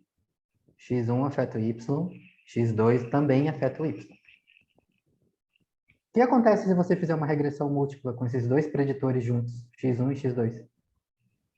Vamos fazer e ver o que acontece? 1, 2, 3. De quem é o efeito? X1. Tá certo? Tá certo? Tá ou não tá? Faz sentido isso? Sim. Sim, faz sentido. Por quê? Porque o modelo linear quebra as correlações entre os preditores e identifica o efeito independente de cada um. X1 tem o efeito sobre Y? Tem, porque a gente criou ele para ser assim, não foi? Então, só X1 tem um efeito real. X2 tem um efeito real sobre Y? Não, não tem efeito nenhum. Olha o que a regressão múltipla está falando para você. Exatamente isso. Tá? Então, percebe como a regressão múltipla quebra a correlação entre os preditores? Agora você já ouviu alguém falar assim, ó? Nunca bote preditores fortemente correlacionados no mesmo modelo, na mesma regressão múltipla. Já ouviu alguém falar isso? Sim. Nossa, se a correlação for 0,7, não mistura, hein? Vai dar ruim. Se for 0,8, vai dar ruim, hein? Quanto que é a correlação entre nossos preditores aqui? X1, X2. 0,83. Nossa, vai dar ruim, hein? Não, por quê? Porque a regressão múltipla foi criada para isso, para quebrar a correlação entre os preditores. Entendeu? Então, por que as pessoas ficam falando isso? Por quê? Cultura, tradição, né? Alguém em algum momento disse, olha, isso pode ser um problema, porque é mais difícil detectar os efeitos quando há correlações entre preditores. Então, cuidado com correlações entre preditores. Mas quando que isso é um problema de verdade? Aí você rodou o script da simulação e esse script serve para responder exatamente isso. Então, eu vou rodá-lo aqui rapidamente para a gente terminar nossa conversa de hoje. Esse Então, aqui, ó. negócio eu ouvi falar e lembrei dessa aula na banca da Tainara agora. Não lembro quem foi que Alguém falou falou, né? que... Aham. É, Você viu se tinha correlações entre seus preditores nesse modelo? Aí o que que a Tainara respondeu? ela disse que a regressão múltipla quebrava essas correlações, que isso não era um problema. Eu quero ter esse ímpeto de responder isso, caso me perguntem na minha banca também. Por que que ela falou isso? Porque ela testou e sabe que funciona assim. Ela Porque ela é uma das escreveu a apostila. autoras da apostila de modelos lineares. Sobrosa, né? Então ela sabe, né? Então, para cima dela não rola, tá? Então, olha o gráfico, olha o resultado. Então, tem duas partes esse resultado. Vamos olhar cada um dos dois para a gente entender certinho o que que é, tá? Então, veja que a linha de cima dessa figura são inclinações da reta que a gente simulou, correto? A linha de baixo são os valores de P, o valor do P da inclinação da reta. À esquerda, você tem as simulações feitas com n igual a 30. À direita, você tem simulações feitas com n igual a 100. Então, vamos olhar primeiro com n igual a 30, que é o tamanho de amostra mais comum para os ecólogos, né? São preguiçosos, não gostam de coletar unidades amostrais. Vamos ver como é que com n igual a 30. Então, essa aqui é a relação entre a estimativa da inclinação no eixo vertical e o valor da correlação entre os preditores, ó, R, variando de 0 até 1. Então, olha para esse gráfico aqui e fala para a gente. O que acontece quando a correlação entre os preditores aumenta? O que acontece com as suas estimativas da inclinação da reta?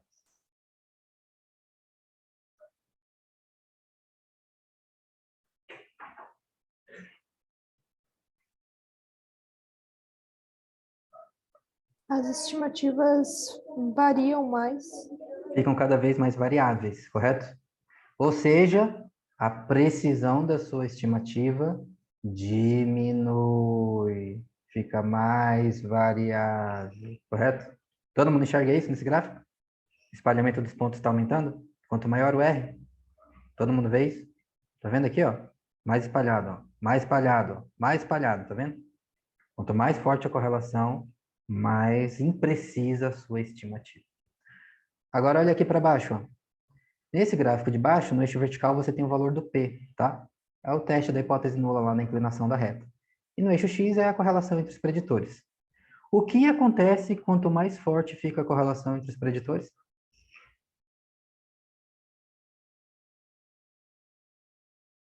que acontece com o P? A mesma coisa. A mesma coisa, o P aumenta, a incerteza aumenta. Por que que a incerteza aumenta? Porque se a correlação entre os preditores é muito forte, é mais difícil dizer de quem é o efeito. É intuitivo, percebe? Se não tem correlação nenhuma entre os preditores, Aí é muito fácil. Ah, o efeito é desse, não é desse outro. Mas se eles são muito correlacionados, aí é mais difícil dizer de quem é. Aí quanto mais correlacionado, mais difícil dizer. Então a incerteza aumenta. Aí o que acontece com o valor dos P's? Todos aumentam junto. Tá? Então é isso que está acontecendo. Quanto maior a correlação entre os preditores, maior o P, maior a incerteza. Então entende agora por que que os ecólogos criaram essa historinha? Cuidado com a correlação entre os preditores. Por que que ecólogo adora dizer isso? Porque ecólogo é preguiçoso. Ele não quer coletar uma amostra maior para quebrar as correlações. Aí, se você tem uma amostra pequena e enfia preditores altamente correlacionados, olha o que acontece com as suas estimativas. Elas ficam loucas, variáveis, imprecisas. O P sobe, fica tudo lascado, tá? Ferra tudo. Como faz para resolver? Como faz para resolver? Aumenta a amostra. Aumenta o tamanho da amostra. Olha aqui o n igual a 100. Compara esse gráfico da direita com o gráfico da esquerda. Percebe uma diferença? Qual é a diferença?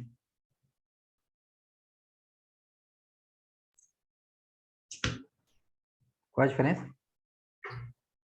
É menos variável, né? É menos variável. Por quê? Porque aumentou a quantidade de informação, correto? Então agora as estimativas são mais precisas. Agora o seu modelo consegue separar muito mais facilmente o efeito dos preditores correlacionados. Olha o gráfico de baixo. Esse aqui é mais bonito ainda. Compara esse gráfico de n igual a 100 com o gráfico n igual a 30. Olha o que acontece com P. Compara os dois. Percebe a diferença? O que mudou? Com n igual a 100, tanto faz qual é a correlação entre os seus preditores, porque todos os P's são abaixo de 0,05, tá vendo?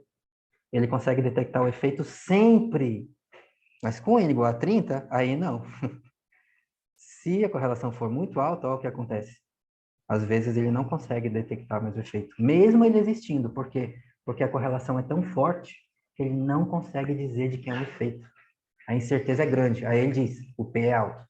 Cuidado, a incerteza é grande. Eu não sei, eu não consigo dizer de quem é o efeito. Cuidado. Entendeu? Então essa é a quarta e última propriedade mais importante dos modelos lineares. Transforme uma frase para a gente agora. Uma frase simples. Quando a correlação entre os preditores aumenta, o que acontece?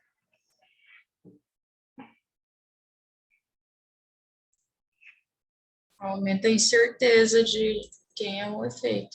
A incerteza aumenta e é mais difícil dizer de quem é o efeito. Ah, mas eu tenho preditores correlacionados? Eu sei que eles são correlacionados, mas a minha questão científica é justamente dizer de quem é o efeito. Eu quero saber de quem é o efeito. Como faz? Aumenta a amostra. Ah, não, daí você faz... Aumenta o tamanho. Ou faz um experimento. Ou faz a experimento. regressão.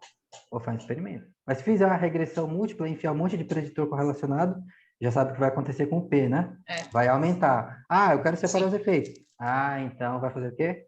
Vai aumentar o tamanho da amostra.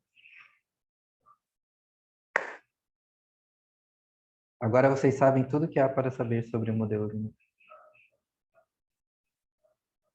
Perguntas? Então, se a amostra é pequena, eu não posso colocar muitas variáveis relacionadas entre elas, né? Porque eu Você vou pode. perder sem certeza. Você pode, se você quiser. Mas o que vai acontecer? Provavelmente não vou achar nada, né? Provavelmente você não vai achar nada. Exatamente. Os P's vão tudo, ó. De quem é feito? Não sei. Entendeu? Então, sempre nesse mito aí, sempre ouvi falarem que aquele tal R ajustado, ele balanceava o R pelo número de preditores que tinha no modelo. Sim, exato. Por isso você não podia inflacionar muito o modelo Exato. com essas correlações. Eu não falei ainda sobre o R quadrado ajustado, porque isso vai ficar mais claro semana que vem, tá? Então, por enquanto, eu estou só ignorando ele. Mas sim, ele serve para isso. É para quanto mais preditores você inclui no modelo, mesmo que eles não tenham efeito nenhum, eles, nem que seja por acaso, explicam alguma sujeirinha, né? Então, o R quadrado naturalmente tende a aumentar. Então, o R quadrado ajustado é ajustado para o número de preditores, para ele te dar uma estimativa não enviesada disso. Tá? Perguntas? Mais perguntas? Acho que não. Não, porque eu não estou nem raciocinando mais direito, né? Eu preciso comer. É bem isso. Eu também preciso comer. Quê? Sério? Não, vi que ela caiu, mas ela morreu? A Bhaskara tá dizendo Morreu, aqui que... acabei de ver. Sério? Sim, nossa, gente, tô em choque. Caramba, mano. Morreu todo mundo que tava no avião. A assessoria Como falou assim? que não, mas... Mano, eles mentiram mas então, né? Mentira. Caiu o avião. Eles não Então, sabiam eu tinha visto que ainda. tava todo mundo bem. Não, eles mentiram. Eles falaram Ah. no jornal que tava todo mundo bem. Eu vi vi mais no de um. jornal agora, estava todo mundo bem. Mas tem até uma imagem de um corpo sendo retirado do avião. Uhum. Nossa, que Ah, então deve ter mano. saído A agora roupa que ela pouco, eu tava. vi uma... Saiu agora, a Globo Meu mostrou. Deus. Em Minas. Era um avião pequeno? Era, fretado. pequeno, né? Era. Meu esses aviãozinhos, cara, esses aviãozinhos. Acho que é o monomotor. Ai, menina, vai de cor, vai de Ai, ela com filho azul, O que mas tá não vai, acontecendo? Eu não tô entendendo nada. não vai de avião A pequeno. Marília Mendonça Ó, morreu. Márcia, é assim, a Marília Mendonça morreu. Sério? Tô rindo, caiu. mas não é engraçado. Sim, eu tô muito... Não, eu tô Para de rindo. gravar que eu vai não pra tô rindo. internet isso aí. É, tá Ai, meu gravando. Deus, No canal.